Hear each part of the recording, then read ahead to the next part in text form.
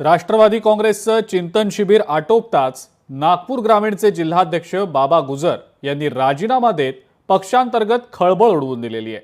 8 वर्षांपासून आपण जिल्हाध्यक्ष आहोत, नव्या लोकांना संधी मिळावी तसंच तब्येतीचं कारण सांगत त्यांनी आपण राजीनामा देत असल्याचं जाहीरही केलं। मात्र यावर कोणाचाच विश्वास बसत नसल्यानं वेगवेगळे राजकीय तर्कवितर्क लावले जात आहेत। हा राजीनामा आहे की नाराजीनामा अशी चर्चा देखील आता सुरू झालेली आहे।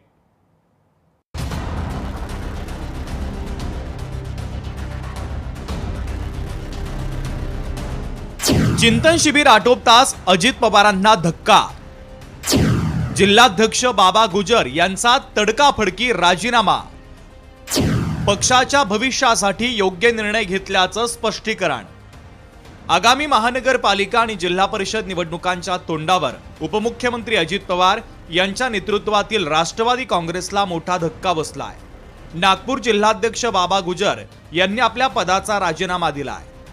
हा निर्णय पक्षाच्या भविष्यासाठी योग्य असल्याचं त्यांनी स्पष्ट केलंय। मागील 8 वर्षांपासून जिल्हाध्यक्ष पदाची जबाबदारी सांभाळणाऱ्या गुजर यांनी आरोग्याच्या कारणांसह नव्या पिढीला संधी मिळावी या उद्देशानं आपल्या पदाचा राजीनामा दिल्याचं कारण दिलंय। नुकतंच नागपूरमध्ये पार पडलेल्या राष्ट्रवादीच्या चिंतन शिबिरात ज्येष्ठ नेते प्रफुल्ल पटेल यांनी मंत्र्यांची कानउघडणी केली होती।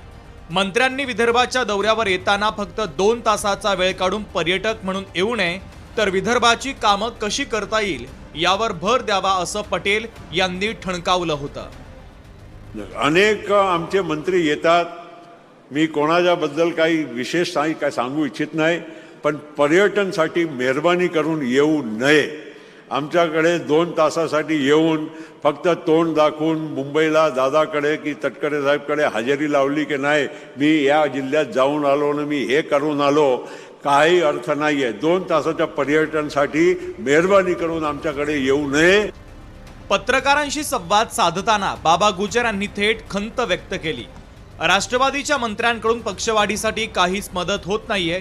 मंत्री दौऱ्यावर आले तरी स्थानिक पदाधिकारी किंवा कार्यकर्त्यांना विचारण्याची तसदी घेत नाहीत असा आरोप करत पक्षातील कार्यकर्त्यांमध्ये प्रचंड नाराजी असल्याची भावना त्यांनी बोलून दाखवली आहे। आम्हाला कुठल्याही मंत्र्याची सूचना ग्रामीण कार्यालयाला किंवा शहर कार्यालयाला कुठलीच नसती।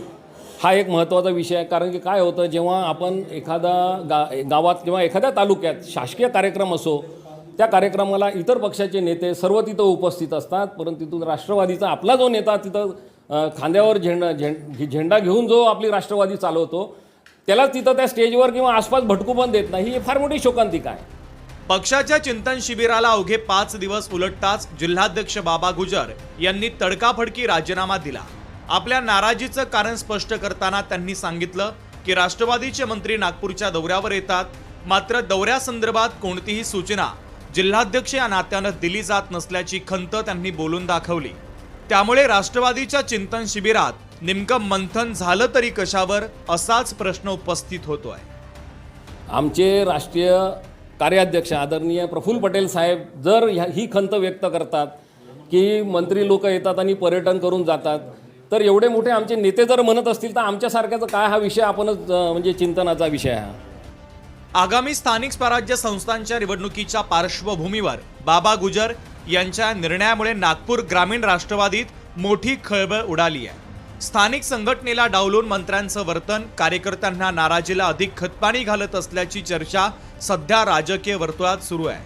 आता पुढे पक्ष नेतृत्व याकडे कसं पाहतं आणि स्थानिक संघटनेमध्ये समन्वय घडून आणण्यात येईल का याकडे सर्वांचंच लक्ष असेल।